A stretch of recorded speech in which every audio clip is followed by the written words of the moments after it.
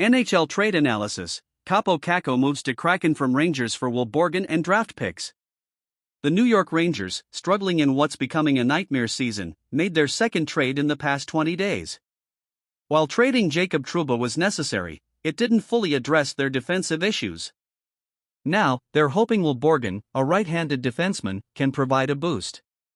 Meanwhile, Seattle is also outside the playoff picture. While not in the same state of turmoil as the Rangers, they need to change their roster, especially adding youth to their forward group. Does this trade stand to help the Rangers recover? And what can the Kraken realistically expect from Kakko after his struggles in New York? #Rangers perspective.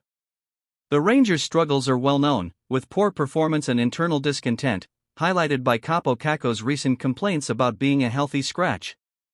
With the need for significant change, the Rangers opted to part ways with the young winger. Kakko was due for another contract next summer, and with several young wingers like Gabe Perreault, Brennan Othmann, and Brett Berard pushing for NHL spots, the Rangers made the decision to move on from him. At just 23 years old, Kakko still holds potential, despite failing to live up to expectations since being drafted second overall in 2019. He's a solid 45-point winger with strong defensive play and could be an NHL asset for years to come. However, the Rangers' return in this trade is questionable. Will Borgen, when playing well, is a capable third-pair defenseman. At 6 feet 3 inches, he has good skating for his size and is strong defensively, particularly against the rush, an area the Rangers have struggled with. However, Borgen has had a tough season in Seattle, performing poorly in all areas of the game. It's a risk for the Rangers, who hope that a change of scenery might help Borgen find his form. But even in the best-case scenario, Borgen would likely remain a third-pairing defenseman and become a free agent in 6 months.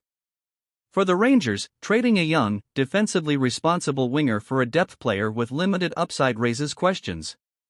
Even with Borgen improving, it's hard to see how this trade changes the trajectory of their season. Kraken's perspective. Kakko's history as a second overall pick is complicated, but when you separate his draft status from his actual contributions, he offers valuable assets to Seattle. He plays a strong defensive game, works well in the corners, and has impressive puck control, keeping offensive zone cycles alive. Though his offensive development has been slower than expected, he still brings size, instinct, and a strong work ethic to the ice. At 23, Kakko still has time to develop. The Kraken might be able to unlock more potential in his game, potentially turning him into a 50-point top-6 winger. If that happens, it would be a major win for Seattle. Even if Kakko doesn't reach that level, he is likely a solid fixture on Seattle's third line for years to come. Considering the cost, 3rd and 6th round picks along with a depth defenseman who had fallen out of favor, that's a steal. Players like Tanner Jeannot and Beck Mallinston, who offer far less, have fetched second-round picks in trades, making this deal even more favorable for Seattle. The Kraken hope Kakko's move to a less demanding market will allow him to flourish. With the right development, he could be a key player for years to come.